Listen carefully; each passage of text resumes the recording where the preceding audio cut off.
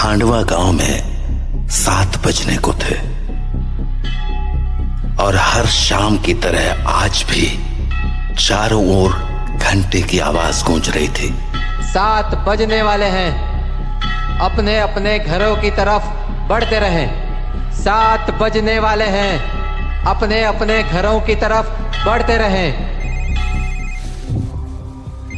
Hello जी राणा साहब। बोला 7 बजने वाले हैं, सब लोग घर गए या नहीं? जी राणा साहब, लगभग सब चले ही गए। लगभग? तू जानता है ना 7 बजे के बाद क्या होता है? फौरन घर भेज सबको। जी आप चिंता मत कीजिए, 7 बजने से पहले मैं सभी को घर भेज दूंगा।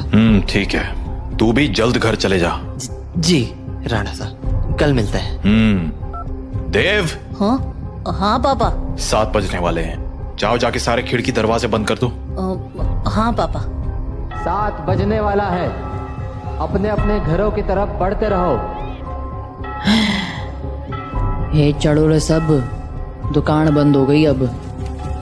अरे काकी चाय तो पिला दे। अरे बावड़े, घंटी की आवाज ना सुनी के तेने?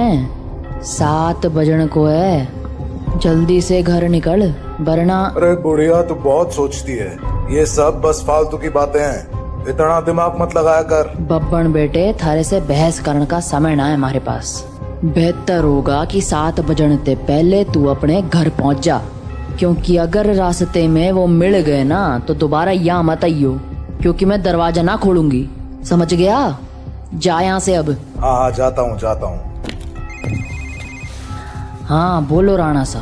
काकी सब लोग घर चले गए ना? हाँ सब चले गए। ठीक है, आप भी याद से खिड़की दरवाजे बंद कर लेना। रोज फोन करके यही बोले है तू। अरे 7 महीनों से गांव में कुछ ना हुआ तो अब क्यों जावेगा? 7 महीने पहले जो हुआ था वो दोबारा भी हो सकता है, इसलिए सावधानी जरूरी है। पापा। हाँ? सारे खिड़की दरवाजे लगा दिए। और पर्दे लगाए? पर्दे क्यों? खिड़कियां लगा तो दी हैं, और वैसे भी वो लोग तो तभी अंदर आ सकते हैं ना जब उन्हें अंदर बुलाया जाए, तो फिर। देव, होश में हो? ये क्या बोल रहे हो? अरे हम पर्दे उनसे छिपने के लिए थोड़ी लगाते हैं, बल्कि इसलिए लगाते हैं ताकि हम उन्हें ना देख सके, उनसे बात ना कर सके और उनके बहकावे में ना आ सके। ऐसी गलती बहुत से लोगों ने की थी, उनके साथ क्या हुआ ये पूरा गांव जानता है, इसीलिए अच्छा होगा कि हम वो गलतियां ना दोहराएं। पापा, क्या मम्मी के साथ भी ऐसा ही कुछ हुआ था? क्या वो भी? 7 बज गए, जाओ जल्दी से जाके पर्दे लगा दो, वो लोग अब आते ही होंगे। हाँ। तो राणा सा की बात मानकर देव खिड़कियों पर पर्दे लगाने के लिए चला गया, पर अभी वो पर्दे लगा ही रहा था कि उसने ऐसा कुछ देखा जिससे उसके होश उड़ गए। देव बेटा। मम्मी, आप? हाँ बेटा, मैं ही हूँ। पर आप यहाँ कैसे? तुमसे मिलने आई हूँ बेटा। हाँ, पर आप तो मर गए थे ना?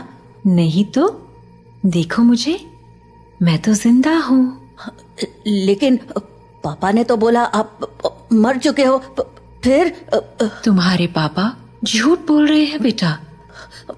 मतलब आप मरे नहीं हो? नहीं, मैं तो बस रास्ता भटक गई थी, आज बहुत मुश्किल से तुम्हारे पास आ पाई हूँ, बस तुमसे मिलने। हाँ? सच्ची? हाँ बेटा, हाँ। अब चलो मुझे अंदर आने दो, 7 बज गए हैं, वो लोग आते ही होंगे। हाँ, मैं पापा को बोलता हूँ। नहीं, पापा को क्यों बुला रहे हो? वो मुझे देख तो पाएंगे नहीं, और जब तक मैं उन्हें समझाऊंगी तब तक तो बहुत देर हो जाएगी, इसलिए तुम ही जल्दी से दरवाजा खोल दो, जाओ। पर पापा ने 7 बजे के बाद दरवाजा खोलने से मना किया है। बेटा, मेरे पास ज्यादा वक्त नहीं है, मैं ज्यादा देर तक बाहर नहीं रह सकती। तुमने दरवाजा नहीं खोला तो? नहीं, मैं खोलता हूँ। थैंक यू बेटा। तो देव अपने घर के दरवाजे पर पहुंचा और दरवाजा खोल दिया। पर जब सामने कोई नहीं देखा तो उसने अपनी मम्मी को आवाजें लगानी शुरू की। मम्मी, मम्मी, अरे मम्मी कहाँ गई? मम्मी कहाँ हो? जल्दी आओ ना। देव! पापा, तुमने दरवाजा क्यों खोला है? देव बेटा। मम्मी। देव मम्मी को अपनी ओर आते देख ही रहा था कि तभी राणा शाह ने एकदम से लाइट्स बंद कर दी और लाइट के अचानक बंद होते ही देव पीछे पलटा तो उसके सामने अंधेरे में राणा शाह खड़े थे, जो देव को चुप रहने का इशारा कर रहे थे। देव बेटा, अरे कहाँ चले गए तुम? देखो मैं आ गई। मम्मी से नहीं मिलोगे? देव, देव।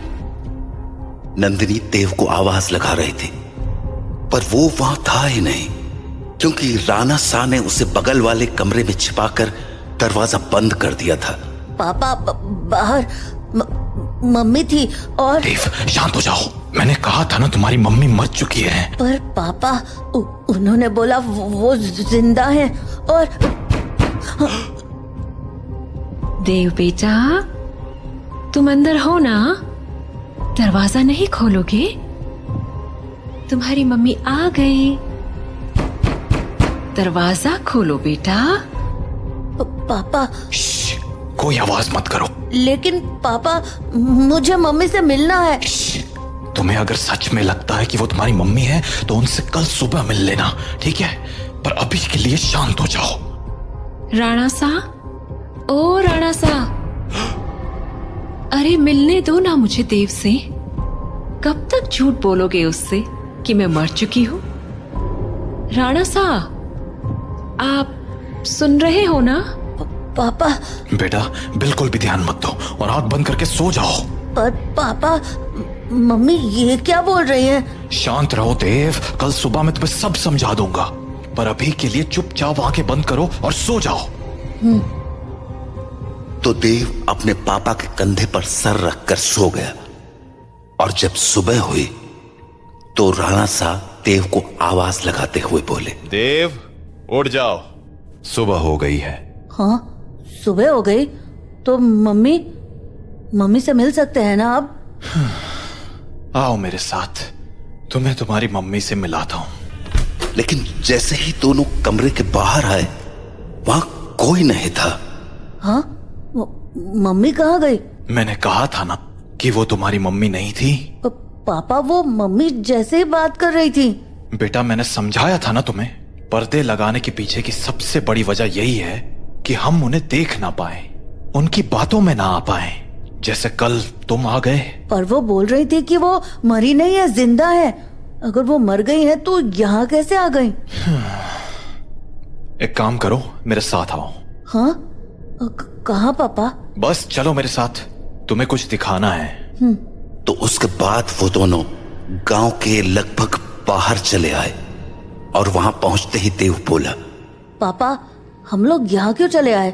बताता हूँ, पर पहले आस पास देखकर ये बताओ कि यहाँ क्या दिख रहा है तुम्हें? यहाँ तो कुछ भी नहीं है। आसपास बहुत सारे पेड़ हैं, सामने गांव से बाहर जाने का रास्ता है और पास में बब्बन भैया का घर है।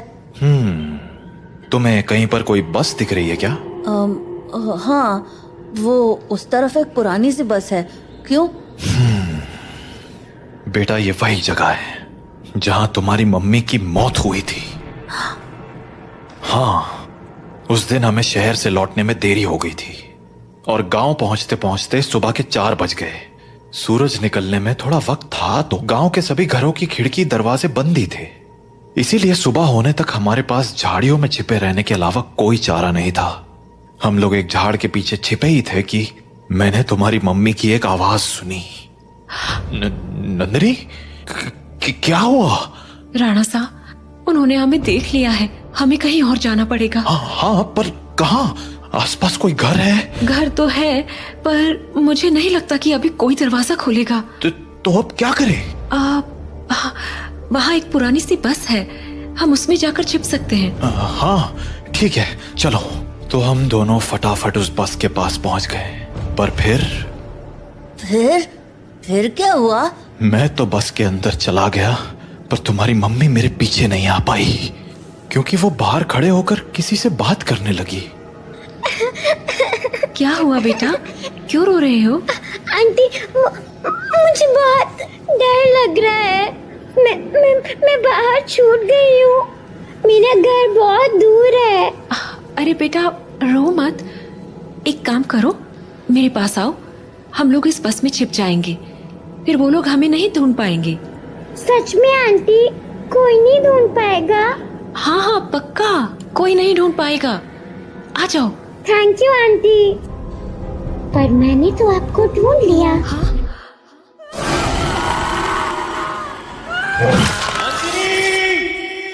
मैं नंदिनी को बचाने के लिए बस के बाहर जाने लगा, पर तब तक बहुत देर हो चुकी थी। बस को उन लोगों ने चारों तरफ से घेर लिया था। हेलो अंकल, बाहर आओ ना, खेलो हमारे साथ।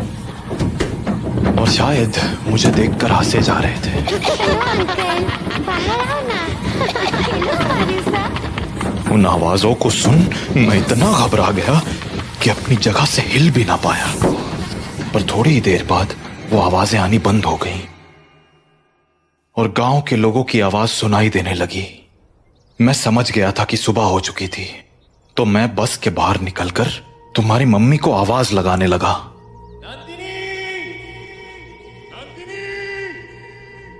पर वहां अब कोई नहीं था। मैं कई दिनों तक उसके लौटने का इंतजार करता रहा, पर वो नहीं लौटी। फिर जब गांव वालों ने मुझे बताया कि रात 7 बजे के बाद उन बाशिंदों के साथ नंदिनी भी शिकार पर आती है, तो मुझे इस गांव का एक गहरा राज समझ आया। क्या राज? यही कि जो लोग रात को इस गांव में आते हैं वो इसी गांव के रहने वाले थे, पर उनकी मौत के बाद वो ऐसे बन गए। मतलब कल जिसे मैंने देखा वो तुम्हारी मम्मी नहीं थी बेटा, क्योंकि मरे हुए लोग वापस नहीं आया करते, इंसान बनकर तो बिल्कुल नहीं। अपने पापा से बात करने के बाद देव के मन में बहुत सारी बातें चल रही थी और वो उन्हीं ख्यालों में खोया हुआ काकी की दुकान में बैठा हुआ था कि तभी हर तरफ से घंटे की आवाजें आना शुरू हो गईं। 7 बजने वाला है, अपने अपने घरों की तरफ बढ़ते रहो। चलो चलो, घंटा बज गया, निकलो अपने अपने घरों को। अरे बुढ़िया, तू फिर शुरू हो गई। बोला था ना ये सब फालतू की बातें। अरे बावड़े, दिमाग फिर गया है कि तारा? जानता है ना, 7 बजे के बाद बाहर के ओवे है, कच्चा चबा जावेंगे वो बाशिंदे। अच्छा, और तुझे कैसे पता कि वो कच्चा चबा जावेंगे? क्योंकि आज तक जो भी रात को बाहर रुका है वो मारा ही गया है। अच्छा, फिर थारा राणा सा कैसे बच गया? हाँ, वो भी तो फंसा था ना रात को अपनी लुगाई के साथ। मैंने बोला ना, थारी फालतू बातें सुनने के लिए हमारे पास टेम ना है। जा निकल अब यहाँ से। हाँ, जाता हूँ। इतना कहकर बब्बन वहां से चला गया, पर बब्बन की बात ने देव का ध्यान जरूर खींच लिया था। तो वो भी अब ये सोचने लगा था कि उस रात उसकी मम्मी तो मर गई, पर पापा कैसे बच गए। वो ये सब बातें सोच ही रहा था कि तभी काकी बोली, अरे छोरे, हाँ? बात ना सुनी क्या तूने हमारी? बोला ना घर निकल। जी काकी। तो देव हड़बड़ाता हुआ काकी की दुकान से बाहर निकल आया। वो घर के लिए निकलने ही वाला था कि उसके मन में एक और ख्याल आया और वो सीधा बब्बन के पीछे चल पड़ा। बब्बन भैया! क्या हो गया छोरे, कहाँ भागा चला रहा है? वो मुझे ना आपसे एक बात पूछनी है। पूछ। वो अरे जल्दी बोल, पता है ना 7 बजने को है। तू घर नहीं पहुंचा तो थारा बाप सर पीट लेगा। वो आप वहाँ काकी को बोल रहे थे ना कि एक रात मेरे पापा और मम्मी बाहर रह गए थे और मम्मी को तो उन लोगों ने मार दिया था, पर पापा किसी तरह बच गए। तुम्हारे पास मारी ही बात दोहराने आया है के? जल्दी पूछना के पूछने है तने। नहीं, मैं ये बोल रहा था कि आपका भी घर उसी टूटी फूटी बस के पास है ना? हाँ तो आपने कुछ देखा था क्या? कमाल है, बाप अंधा कानून और बेटा सरलॉक। हाँ, देखा था, सब देखा था, कैसे उन बाशिंदों ने थारी माँ को नोच खाया था। खाना तो वो थारे बाप को भी चाहते थे, और थारा बाप साला बस में छिपा बैठा था, और वो लोग न जाने क्यों अंदर ना जा पा रहे थे। वो सारे लोग सूरज निकलने तक बस को घेरे खड़े थे। कोई बस को पीट रहा था तो कोई चीख रहा था, पर अंदर कोई ना जा पा रहा था। पर वो लोग घुस क्यों नहीं पा रहे थे? क्योंकि 7 बज गए, बातचीत का टाइम खत्म। अब चल हमारे साथ। नहीं, मैं घर जाता हूँ। रे बावले, अब घर जाने का मौका खत्म हो गया। आधे रास्ते में ही कोई ना कोई नोच खावेगा तुझे। चल अब हमारे साथ। तो बब्बन देव को लेकर अपने घर चला गया। वहीं राणा सा अपने घर में परेशान हुए जा रहे थे। ये देव कहाँ रह गया? अब तक घर क्यों नहीं आया? काकी को पूछता हूँ। हेलो काकी। हाँ राणा सा, मारे को लग ही रहा था कि थारा फोन आवेगा। सब लोग जा चुके हैं और दरवाजे खिड़कियां भी लगा ली हैं मैंने, इसलिए चिंता मत। काकी, देव है क्या वहाँ? हाँ देव, वो तो कब का निकल गया यहाँ से। देव घर नहीं लौटा है क्या? तुम एक काम करो सा, बाकी लोगों को फोन करके पूछ ले, क्या पता देव किसी के यहाँ रुक गया हो।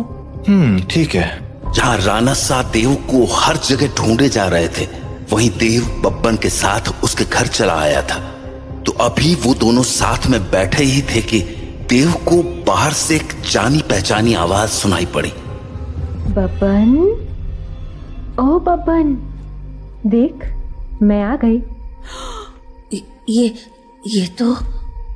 ये तो मेरी मम्मी की आवाज है। सही पहचाना छोड़े, तारी मम्मी ही है बाहर। अब एक काम कर, यहीं रुक और यहाँ से तमाशा देख। तो बब्बन खिड़की के पास गया और पर्दे हटा दिए।